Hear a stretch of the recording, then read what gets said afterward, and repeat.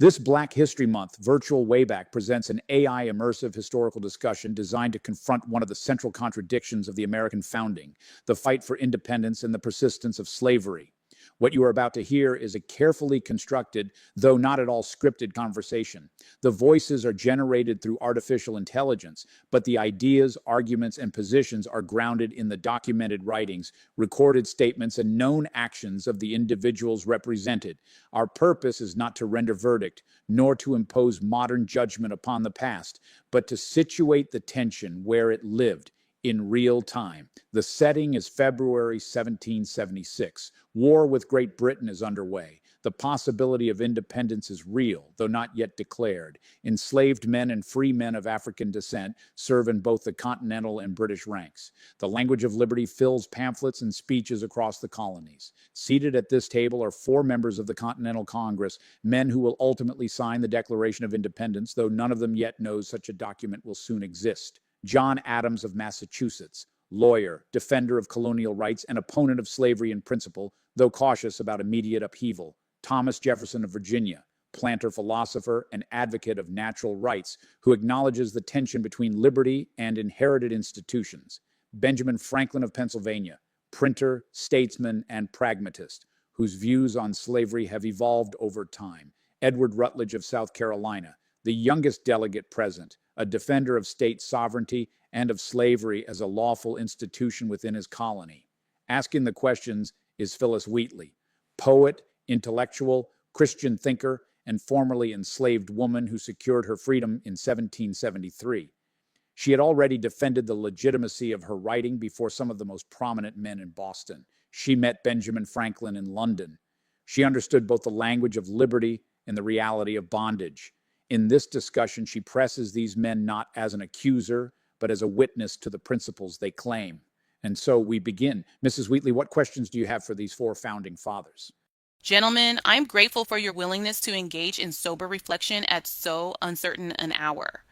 We stand in a moment when the language of liberty fills the air, when rights are spoken of as natural and resistance is framed as duty.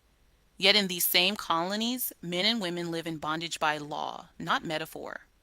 I would ask you, with seriousness befitting the times, can a people claim the cause of liberty as universal while holding others in perpetual servitude? And if liberty is indeed grounded in nature, by what measure is its protection limited? I am John Adams of Massachusetts. In my colony, slavery has never formed the basis of our civil order, as it has elsewhere, though it is not absent. The cause in which we are engaged concerns the rights of Englishmen, the preservation of self-government and consent. I do not deny that slavery presents a contradiction to those principles. Yet the present dispute with Britain is of a different character. It concerns political subjection imposed from abroad. That said, I have long held that liberty, if rightly understood, cannot be confined indefinitely without consequence. I am Thomas Jefferson of Virginia. The rights of which we speak are derived from nature, that man is not born the subject of arbitrary power. Yet societies are formed within inherited circumstances. Slavery did not originate with this contest, nor can it be extinguished by declaration alone. I acknowledge the tension, but reform must attend prudence as well as principle. I am Benjamin Franklin of Pennsylvania. In my younger years, I accepted many arrangements without close examination. Experience has taught me that institutions long tolerated are not therefore immune from scrutiny. Still, revolutions are not engines for correcting every injustice at once. We contend first for political security. Questions of broader reform may follow, though they will not be simple. I am Edward Rutledge of South Carolina. The liberties for which we contend are those secured to us under our colonial charters, liberties as English subjects. The institution of slavery is recognized by the laws of my colony and forms part of its settled order. To conflate resistance to parliamentary overreach with domestic arrangements long established is to mistake the nature of our cause. Gentlemen, in your writings and assemblies, you have argued that liberty is a natural right and that allegiance may be dissolved where protection fails and consent is denied. Before we proceed further, I ask each of you, upon what principle do you ground the colony's claim to liberty at this hour? This is John Adams, a lawyer by profession and a delegate of that colony to this Congress. I have long contended that government is formed by the consent of the governed, and that its first object is the preservation of life, liberty, and property. Our claim rests upon the ancient rights of Englishmen and upon the law of nature itself. Parliament has assumed a power to bind us in all cases whatsoever, though we are unrepresented therein. When authority ceases to protect and instead becomes destructive of the ends for which it was instituted, resistance is not rebellion, but defense of constitutional liberty. I am Thomas Jefferson of Virginia, lately engaged in the study of our constitutional relation to Great Britain, and now entrusted with representing my colony here. I ground our claim upon the natural rights with which men are born, that government derives its just authority from the consent of those it governs. When a prince substitutes will for law and employs force in place of justice, he dissolves the compact that binds a people to him. In such a case, allegiance is no longer due, for it has been forfeited. I am Benjamin Franklin of Pennsylvania, long a servant of the public in matters of commerce, science, and colonial union. The principle is plain enough. Societies are formed for mutual security and advantage. If that security is withdrawn, if fleets and armies are sent not to defend but to compel, then the bond is weakened by those who misuse power. Prudence counsels patience, but there comes a point at which submission promises only further injury. It is at such a point we now find ourselves. I am Edward Rutledge of South Carolina, a planter and attorney, and the youngest of my colony's delegation to this Congress. I ground our claim in the rights secured to us under the British Constitution, rights of self-government within our own internal affairs. We have not sought innovation, but preservation. When Parliament undertakes to legislate for us in matters that belong to our assemblies, it exceeds its lawful authority. In defending our provincial rights, we defend liberty as English subjects, not as men seeking disorder. Gentlemen, I am struck that Mr. Jefferson speaks of rights inherent in man by nature, while Mr. Rutledge speaks of liberty secured under the British Constitution.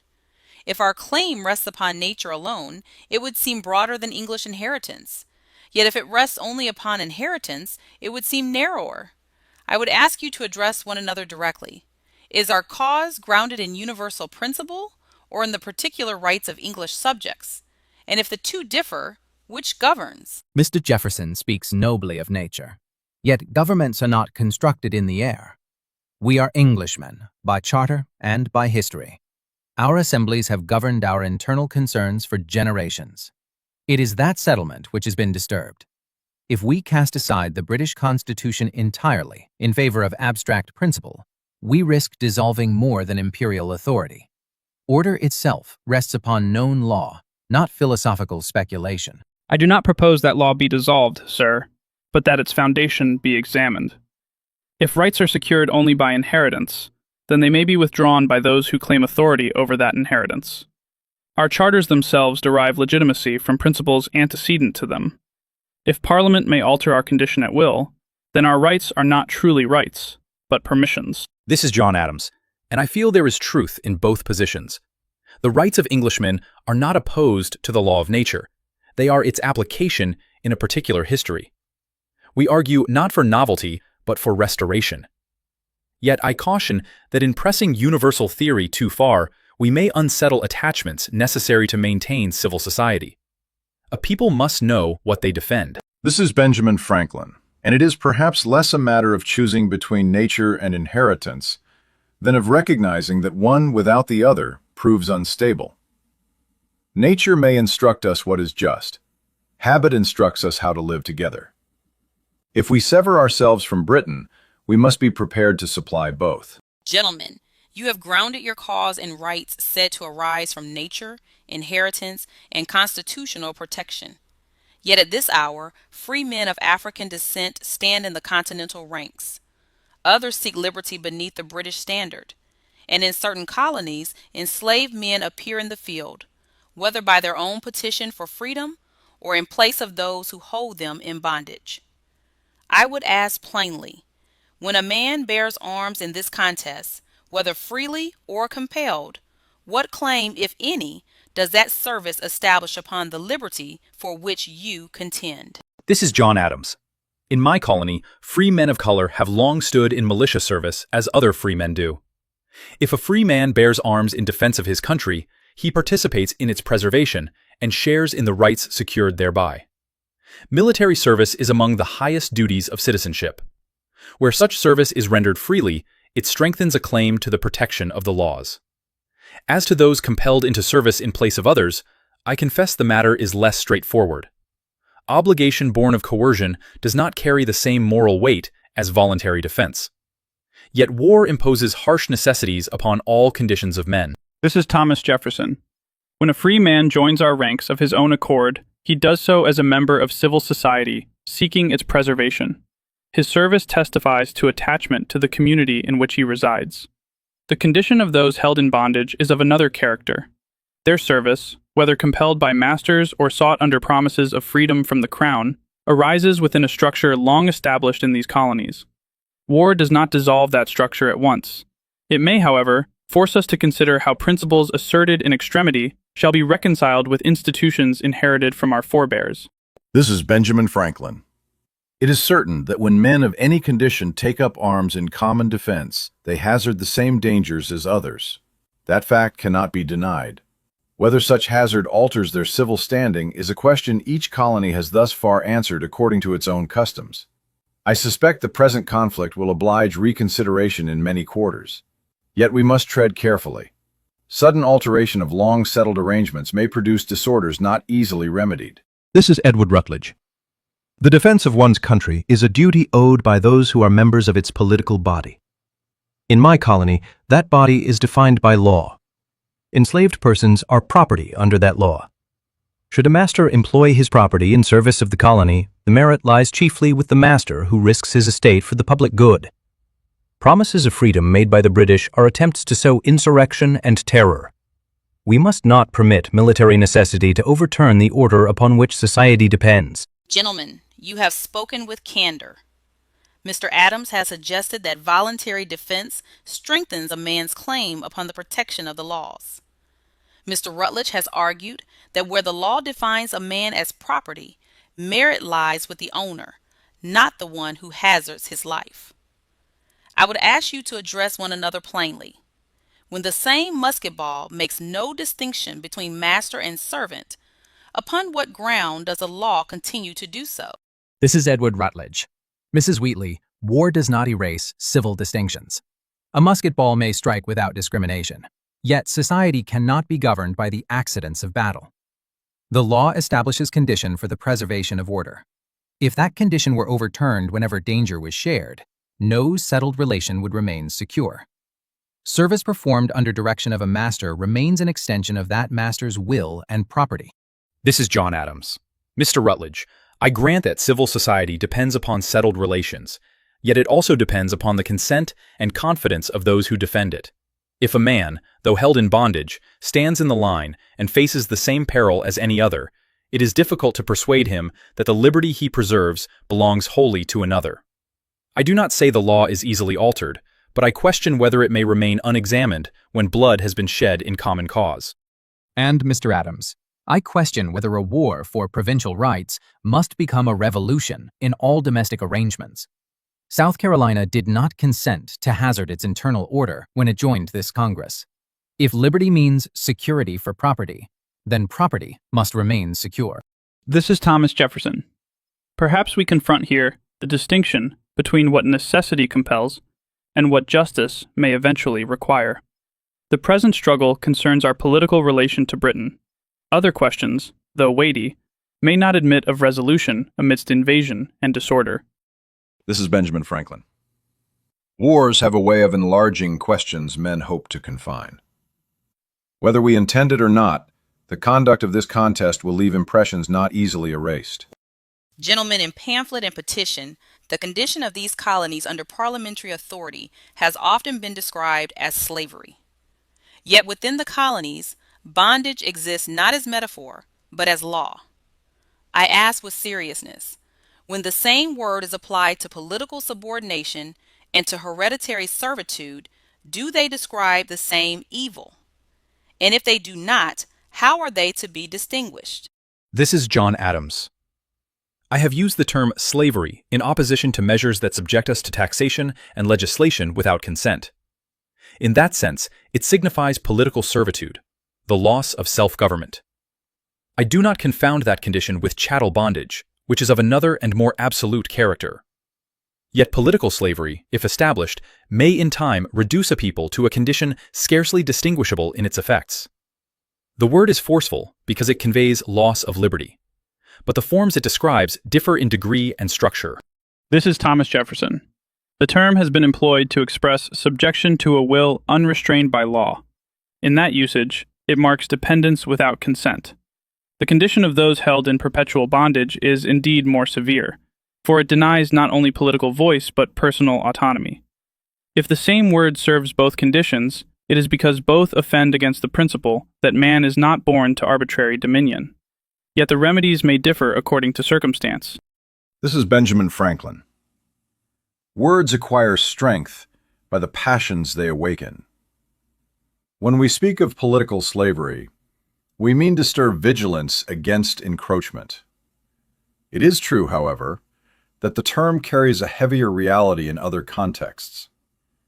A prudent man must take care that his metaphors do not outrun his meaning. Still, oppression wears many forms.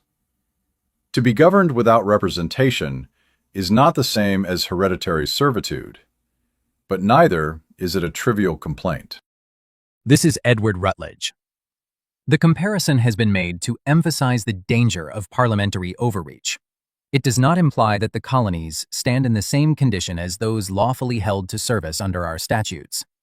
Political subordination imposed from abroad threatens the liberties secured by our charters. Domestic servitude rests upon established law and long practice. To confuse the two would be to mistake grievance for disorder. Mr. Jefferson, you have said that man is not born to arbitrary dominion, and that both political subjection and hereditary bondage offend that principle, though their remedies may differ. If I understand you rightly, the wrong lies in the absence of consent, and in the exercise of will unrestrained by justice.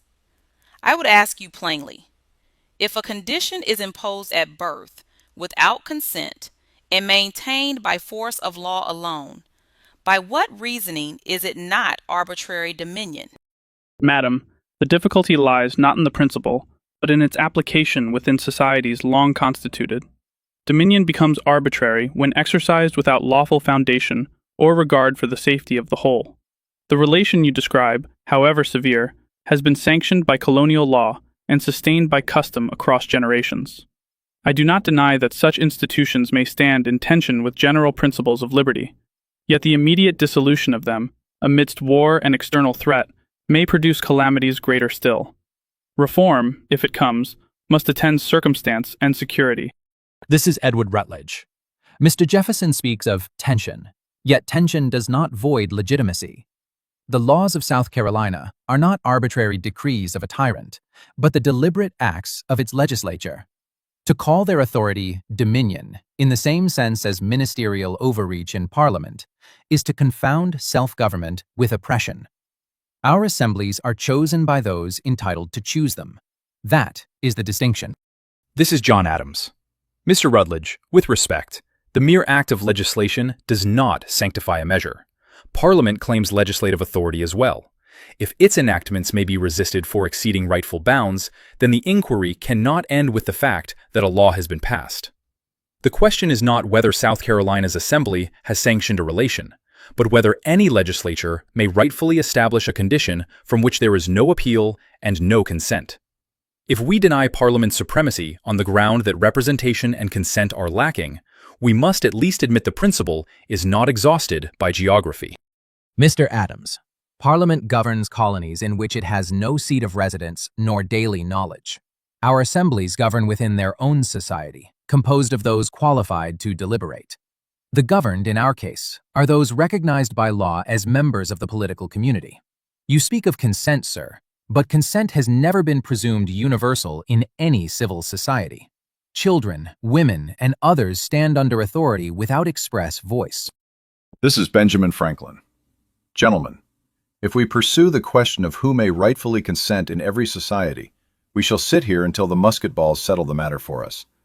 I have lived long enough to observe that governments are seldom constructed upon perfect principle, but upon tolerable arrangement. Perhaps we may agree on this much, that power, wherever lodged, ought to be exercised with caution, for it has a habit of exceeding the intentions of those who first offend it. Gentlemen, you have spoken of nature, law, inheritance, prudence, and order. You have distinguished between political subjection and hereditary bondage, between consent expressed and authority presumed. I would ask you, before we leave this matter, when this present contest is ended, however Providence may determine it, by what measure shall you judge whether the liberty you defend has been secured only for yourselves or for the principles you have declared? This is John Adams.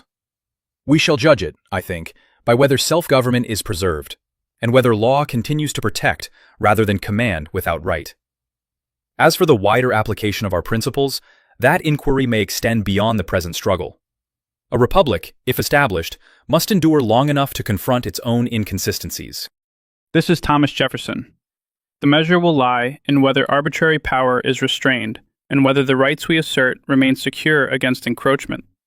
Institutions long established are not altered in a moment, yet principles once declared have a way of persisting in the minds of men. This is Edward Rutledge. Success in war will not settle every question. It may, indeed, awaken new ones. If we are wise, we shall remember that liberty, once claimed, invites scrutiny as to its distribution. This is Benjamin Franklin. The first duty is survival and order. If these colonies secure their right to govern themselves, much will have been accomplished. Other matters must be weighed according to the safety and stability of the society we preserve. The conversation you have just heard was set in February of 1776, before independence was declared, before victory was secured, before a constitution was written. History did not pause in that room. Independence was declared and a declaration was signed. War was endured and won. A republic was formed. Compromises were struck. Slavery remained. Phillis Wheatley did not live to see the Constitution ratified.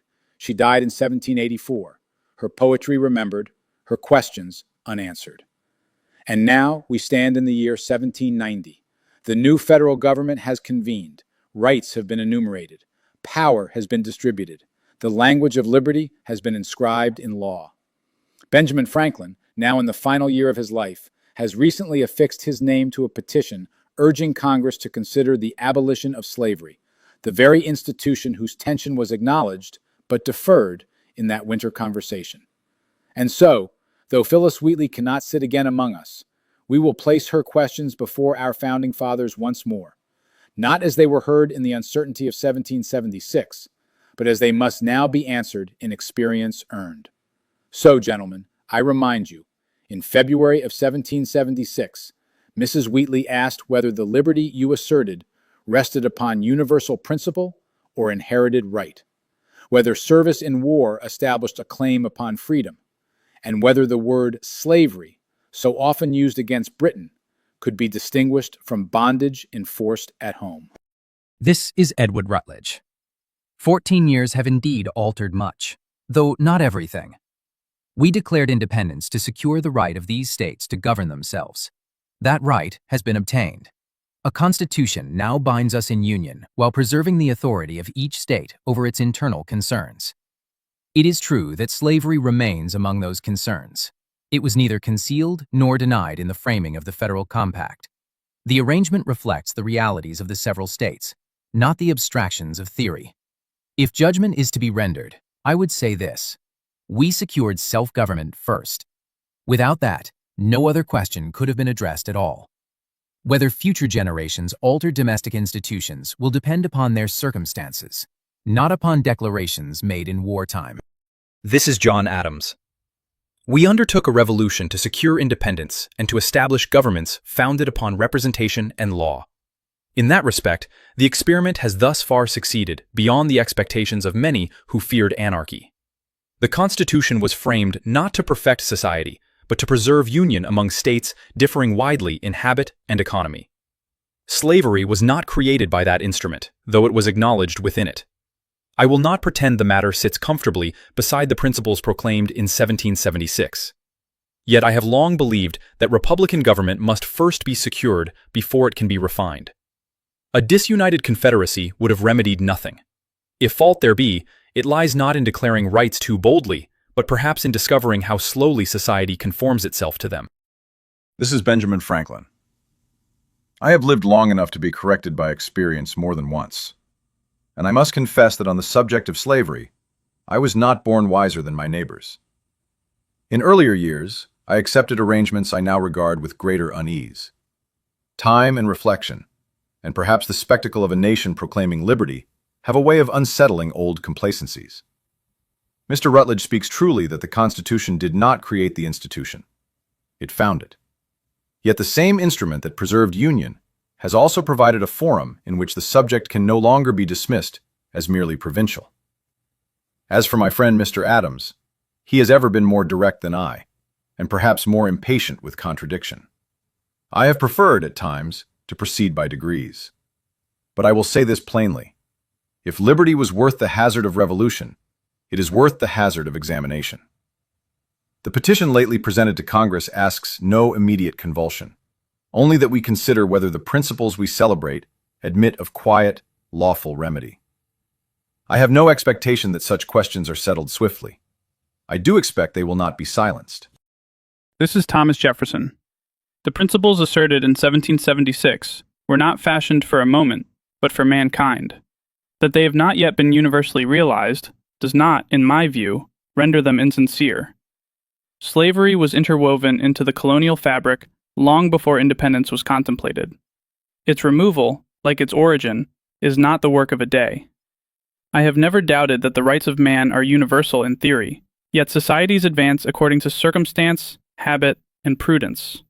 To uproot institutions abruptly, without preparation, may endanger both those who are enslaved and those who are free.